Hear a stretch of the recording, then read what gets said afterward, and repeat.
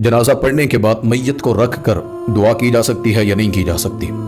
पता नहीं मेरा मुआशरा समझने की कोशिश क्यों नहीं करता है। हालांकि इतना अहम मसला, हर इंसान ने मरना है और रोजाना जनाजे पढ़ते हैं, लेकिन सुन्नत के खिलाफ पढ़ते हैं। ये मैयत रख कर जो जनाजे के बाद दुआ करते हैं, ये बिदअत है। जनाजा तो खुद दुआ है।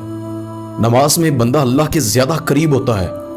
नबी पाक सल्लल्लाहु अलैहि वसल्लम ने फरमाया, जब नमाज पढ़ो ना तो ये अपने जहन में रखो कि तुम अल्लाह को देख रहे हो। और अगर ये बात जहन में नहीं आती ना, ये ईमान जरूर रखो कि अल्लाह तुम्हें जरूर देख रहा है। तो नमाज के बारे में ये हुक्म है। लोग नमाज जनाजा में इतनी जल्दी करते हैं, बस अल्लाह अकबर कहा और फिर थोड़ी देर बाद 5-10 सेकंड के बाद फिर अल्लाह अकबर कहा और आधे मिनट में 1 मिनट के अंदर जनाजा खत्म। फिर मैयत रख कर उसके लिए 10-15 मिनट और दुआएं मांगी जाती हैं, नाम लिए जाते हैं और पता नहीं क्या क्या कहा जाता है। हालांकि ये बिदअत है। नमाज जनाजा के अंदर दुआएं मांगना, जनाजा बड़ा आसान अल्लाह के नबी सल्लल्लाहु अलैहि वसल्लम ने बतलाया। 4 तकबीरें होती हैं जनाजे में, यानी सबसे पहले अपने अल्लाह अकबर कहकर हाथों को बांधना है, हाथों को उठाना है जनाजे में कंधे तक, रफल यदैन करना है जनाजे में, सुन्नत है। जनाजा दोनों तरह है, यानी आप आहिस्ता भी पढ़ सकते हैं, ऊंची भी पढ़ना चाहिए, क्योंकि हमारे मुआशरे के लोगों को दुआएं नहीं आती। जब आप इस सुन्नत को ऊंची वाली की आप जिंदा करेंगे तो लोगों को दुआओं का पता चलेगा।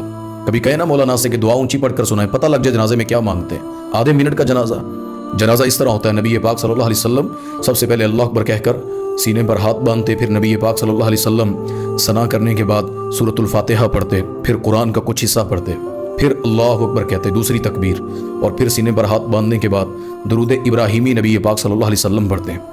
उसके बाद तीसरी तकबीर पढ़ते दरूद के बाद, और फिर मैयत के लिए दुआएं करते, जिसमें अल्लाहुम्मा फ़िर ली हय्यिना व मय्यितना वाली दुआ है, अल्लाहुम्मा फ़िर लहु वरहमहु वाली दुआ है, और तीसरी चौथी 4-5 मारूफ दुआएं हैं जनाजे में, और इसको पढ़ने पर कम से कम इंसान को 4-5 मिनट 8 मिनट लग जाते हैं।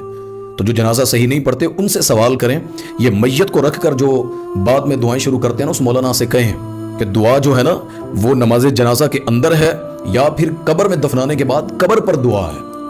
इस जगह पर जनाजगा में खड़े होकर मैयत पर दुआ करना किसी सही हदीस से साबित नहीं है। अपने जनाजों को, अपने मुर्दों को गैर शरई तरीके से ना दफनाएं, अल्लाह के लिए सुन्नत तरीके पर, जिस तरह रसूलुल्लाह सल्लल्लाहु अलैहि वसल्लम ने जनाजा पढ़ाया और जिस तरह कब्र में दफना कर नबी पाक सल्लल्लाहु अलैहि वसल्लम ने दुआ की, उस तरह दफना कर उनको आखिरत के सफ़र पर रवाना करना चाहिए।